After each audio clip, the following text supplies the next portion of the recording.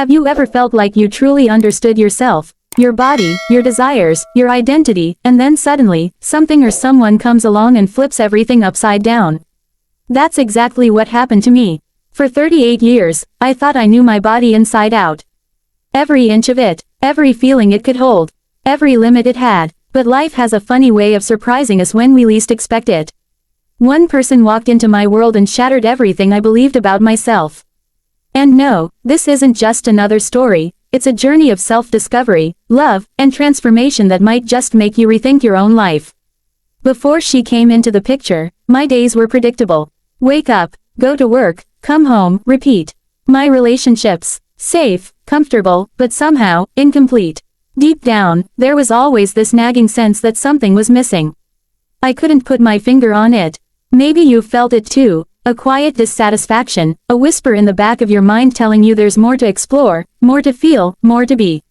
But I ignored it. After all, how much can one person really change after 38 years? Then she walked into my life. And let me tell you, nothing was ever the same again. In this video, you'll hear a story that will challenge everything you think you know about love, desire, and self-acceptance.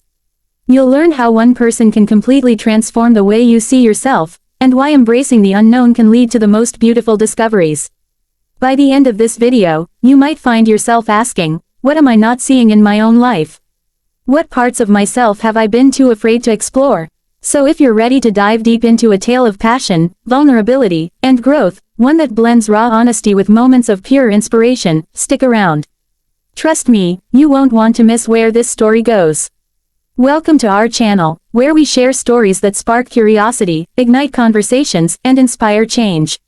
If this sounds like something you'd enjoy, hit that subscribe button and join our community of thinkers, dreamers, and explorers. Together, let's uncover the truths we're often too scared to face. It's strange how life introduces you to people when you least expect it. You're just going about your day, minding your own business, and then, boom.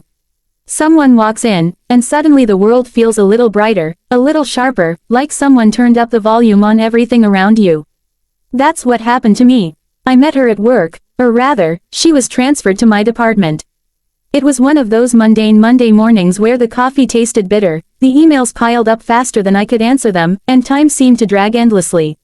Then she walked into the office, carrying this oversized tote bag that looked like it had seen better days but somehow suited her perfectly. Her energy filled the room before she even said hello. She wasn't loud or over the top. Instead, there was this quiet confidence about her, as if she carried an invisible force field of calmness wherever she went. She introduced herself with a smile, warm, genuine, and disarming, and immediately struck up a conversation about plants. Yes, plants. Apparently, she'd noticed the tiny succulent sitting on my desk, a sad attempt at adding some life to the sterile workspace, and complimented it. You have good taste, she said, tilting her head slightly as though studying the plant from every angle. And just like that, we were talking about soil types, sunlight preferences, and whether cacti are secretly plotting against us. It sounds ridiculous now, but that moment stuck with me because it felt so effortless. Like breathing. Her name was Claire. From the get-go, she was different from anyone else I'd ever met. There was something magnetic about her, a mix of curiosity and kindness that drew people in without her even trying. She had this habit of tucking her hair behind her ear whenever she laughed, which happened often. Her laugh wasn't polite or restrained, it was full-bodied, almost musical, the kind that made you want to laugh along even if you didn't know why. She dressed simply but with intention, loose sweaters paired with tailored pants, always accessorized with quirky earrings shaped like animals or planets. She once told me they reminded her to stay grounded while dreaming big. At the time, I thought it was just a clever line, but later, I realized how much truth there was in it. What struck me most, though, was her ability to listen, not just hear, but truly listen. When she asked how your weekend went, she actually cared about the answer. If you mentioned being stressed, she'd offer words of encouragement without making it sound rehearsed or insincere. She radiated this quiet strength, as if she'd been through storms before and come out stronger for it. But there was also a playfulness to her, a spark that lit up her eyes when she teased someone or cracked a joke. She wasn't afraid to be vulnerable either, which was rare in our fast-paced, surface-level environment. Once, during lunch, she casually admitted she cried during a dog food commercial because it reminded her of her childhood pet. Most people would have brushed it off as embarrassing, but not Claire. She owned it, laughing at herself even as tears welled up in her eyes.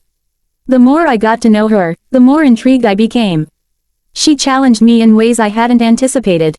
For instance, she loved debating random topics, like whether pineapple belongs on pizza or if aliens exist, and she never backed down from defending her stance. Yet, despite her passion, she never came across as argumentative. Instead, she made you think, question your assumptions, and see things from a new perspective. She had this way of turning ordinary moments into something extraordinary. A trip to the break room became an impromptu brainstorming session.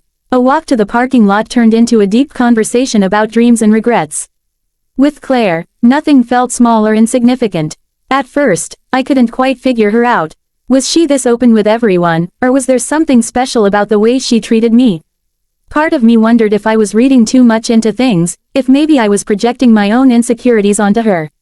After all, I'd spent years convincing myself I understood who I was, what I wanted, and how the world worked. But Claire, she disrupted that. She made me question everything. Why did I feel so comfortable around her? Why did her presence make my chest tighten in a way that wasn't entirely unpleasant? Why did I find myself looking forward to seeing her each day? Looking back, I can pinpoint the exact moment I started noticing these feelings. We were working late one evening, the office eerily quiet except for the hum of fluorescent lights overhead. Claire leaned over my desk to show me something on my computer screen, her arm brushing against mine. It was such a fleeting touch, barely noticeable, but it sent a jolt through me that I couldn't ignore. I remember pretending to focus on the document in front of me, hoping she wouldn't notice the flush creeping up my neck. Later, when she suggested grabbing dinner since we were both starving, I hesitated for reasons I couldn't explain. Something about her felt dangerous, not in a bad way, but in a way that made me realize I was standing on the edge of something unfamiliar. I didn't realize it then, but our friendship would soon turn into something neither of us expected. There's a certain magic in the beginning stages of friendship, a kind of effortless rhythm where two people click, almost as if they've known each other for years. That's how it felt with Claire. Our bond grew quickly, naturally, like vines wrapping around a trellis. We started spending more time together outside of work, grabbing coffee after hours, exploring little-known corners of the city on weekends, or simply sitting side by side in comfortable silence while binge-watching documentaries neither of us fully paid attention to. At first glance, it seemed like any other close friendship. But beneath the surface, there were moments that felt different. Unusual, special in ways I couldn't quite articulate. Take our late-night conversations, for example. They became a ritual of sorts, though we never planned them. It usually started innocently enough. One of us would send a text about something random, an article we'd read, a song stuck in our head, or even just a funny typo we'd made earlier in the day. Before long, those texts would spiral into hours-long exchanges, diving deep into topics most people shy away from. Dreams we hadn't dared to voice aloud. Fears we carried but rarely admitted. Hopes so fragile they felt like glass. With Claire, I found myself saying things I didn't know I needed to say. She listened without judgment, responding not with platitudes but with raw honesty. "You deserve better," she once told me when I confessed feeling stuck in a rut. "Don't settle for less than you're worth." The words hit me like a punch to the gut, not because they were harsh, but because they rang true. And then there were the small gestures, the ones that lingered in my mind long after they happened. Like the time she showed up at my door unannounced with a thermos of homemade soup when I was sick. Or the way she always remembered the tiniest details about me, the fact that I liked my tea extra strong, that I hated wearing socks indoors, that I secretly loved cheesy rom-coms despite pretending otherwise. Once, during one of our weekend adventures, she surprised me with a handmade bookmark shaped like a fox, my favorite animal. "Thought you could use this for all those books you keep talking about," she said with a shrug, as if it were no big deal. But it was a big deal, to me, at least. No one had ever gone out of their way to create something just for me before. It made me feel seen in a way I wasn't used to. But it wasn't just the grand gestures or the heartfelt talks that stood out, it was the everyday moments, too. The way she'd nudge me playfully when I zoned out during conversations, calling me back to reality with a grin. The way her laughter echoed through the room, warm and infectious, making everything seem lighter. Even mundane tasks felt magical with her around. Grocery shopping turned into a scavenger hunt where we challenged each other to find the weirdest item in the store. Walking home under the glow of streetlights became a shared ritual, our footsteps sinking without effort. These moments weren't extraordinary on paper, but they felt monumental in the moment because they came wrapped in a connection I couldn't explain. The thing is, I couldn't shake the feeling that this friendship was unlike any I'd experienced before. With others, I'd always kept parts of myself tucked away, hidden behind walls built over years of self-protection. But with Claire, those walls crumbled faster than I could rebuild them. She saw pieces of me I didn't even realize were visible, and instead of turning away, she leaned in closer. And yet, it scared me. Because the closer we got, the harder it became to ignore the flutter in my chest whenever she smiled at me. The way my pulse quickened when our hands accidentally brushed. The ache in my stomach when she mentioned going out with someone else. Was I reading too much into this? Was I projecting my own longing onto her? I wrestled with these questions constantly, trying to convince myself it was nothing more than admiration or gratitude. After all, isn't it normal to feel deeply connected to someone who makes you laugh, listens without judgment, and sees you for who you really are? Of course it is. Except, it didn't feel normal. Not entirely. There was something electric between us, something that defied logic and reason. But every time I tried to confront those feelings, I pushed them aside, terrified of what they might mean, if they meant anything at all. One particular memory stands out, crystallized in my mind like a photograph I can't stop staring at. We were sitting on the floor of her apartment one evening, surrounded by takeout containers and half-empty wine glasses. The conversation had drifted to relationships, past loves, heartbreaks, what we wanted moving forward. When it was my turn to share, I stumbled over my words, unsure of how much to reveal. Claire watched me intently, her gaze steady and unwavering. "You don't have to say anything you're not ready to," she said softly. Her kindness should have put me at ease, but instead, it only heightened the tension swirling inside me. What did I want to say? What could I say? I settled for a vague response about wanting something real, something meaningful. Something that made me feel alive. She nodded thoughtfully, then said something that stopped me cold. Sometimes, the things we want most are closer than we think. We just have to be brave enough to reach for them. Her voice was calm, measured, but there was an undertone I couldn't quite place, as if she were speaking directly to me, about us. Or maybe I was imagining it. Maybe I was seeing patterns where none existed. Either way, her words hung in the air between us, heavy with possibility. That night, as I lay in bed replaying the conversation in my mind, I realized something unsettling. Claire wasn't just changing how I saw the world. She was changing how I saw myself.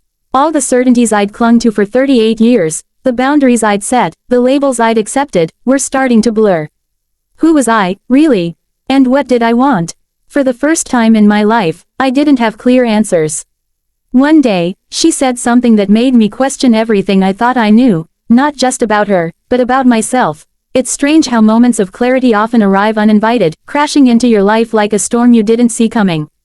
For me, that moment happened on an ordinary Tuesday evening, a night so unremarkable in its setup that it almost feels cruel now to think about how much it changed everything. Claire and I had been spending more time together lately, our friendship evolving into something deeper without either of us naming it. Or maybe I was the only one who couldn't name it yet. We were at her apartment again, this time for what she called a movie marathon. She'd picked out 3 films, each wildly different from the others, and insisted we watch them back to back with no breaks. Knowing Claire, I should have expected nothing less than chaos wrapped in charm. We sat cross-legged on the floor, surrounded by blankets and snacks, the soft glow of fairy lights casting shadows across the room. The first movie played in the background, but neither of us paid much attention. Instead, we talked about everything and nothing, as usual. Somewhere between debating whether time travel could ever be ethical and laughing over embarrassing childhood stories, I noticed something shift. Not in the air, not in the room, but inside me. Claire leaned forward to grab another handful of popcorn, her sweater slipping off one shoulder. It was such a small, insignificant movement, yet it sent a jolt through my body that left me breathless. My heart pounded in my chest, loud enough that I worried she might hear it. I froze, staring at her profile, the curve of her jaw, the way her hair fell loosely around her face, the faint smile playing on her lips as she teased me about my terrible predictions for the plot twist. And then it hit me, I wanted her. Not just as a friend. Not just as someone to laugh with or confide in. I wanted her in a way that felt raw and primal, a desire so intense it scared me. It wasn't just physical attraction, It ran deeper than that, rooting itself in every part of me until I couldn't tell where I ended and she began. The realization slammed into me like a freight train, leaving me dizzy and disoriented. How had I missed this? How had I convinced myself for so long that what I felt for her was purely platonic? At first, I tried to push the thought away. Surely, I was mistaken. This kind of thing didn't happen, not to people like me. I'd spent 38 years living under the assumption that I understood who I was, who I loved, and how love worked. Growing up, I'd absorbed all the messages society drilled into us about relationships. Boys chase girls, girls wait for boys, and anything outside that script is wrong or confusing. Even as an adult, those ideas lingered in the corners of my mind, shaping my expectations without me realizing it. Love was supposed to follow rules, wasn't it? Safe, predictable rules. But here I was, sitting on Claire's floor, staring at her like she held the answers to questions I hadn't even dared to ask. Denial came next, wrapping itself tightly around me like a shield. This is ridiculous, I told myself silently. You're imagining things. You're projecting. You're tired. But no matter how many excuses I made, the truth refused to budge. Every glance, every touch, every word out of her mouth seemed to confirm what I'd been too afraid to admit. I was falling for her. Hard. And yet, fear crept in alongside the excitement. Fear of rejection, of judgment, of losing the one person who truly understood me. What if she didn't feel the same way? Worse still, what if she did, and it ruined everything? The thought of risking our friendship felt unbearable. Claire had become my anchor, the person I turned to when the world felt overwhelming. Losing her would leave a void I wasn't sure I could fill. But denial and fear weren't the only emotions swirling inside me. Beneath the panic and uncertainty, there was also exhilaration, a spark of possibility I hadn't felt in years. For the first time, I allowed myself to imagine what it might be like to let go of the labels I'd clung to for so long. To embrace the unknown instead of running from it. What would it mean to love Claire, not cautiously or halfway, but fully, completely? Could I even do that? Did I have the courage? As the night wore on, I found myself retreating inward, caught between wanting to say something and knowing I couldn't, not yet. Claire must have sensed my distraction because she eventually paused the movie and turned to look at me. Hey, she said gently, her voice cutting through the noise in my head. You okay? I forced a smile, nodding quickly. Yeah, just thinking. About what? She asked, tilting her head slightly, her eyes searching mine. Everything. Nothing. Her. Me. Us. I don't know, I admitted finally, my voice barely above a whisper. And it was true, I didn't know. Not really. All I knew was that I couldn't keep pretending I wasn't feeling what I was feeling.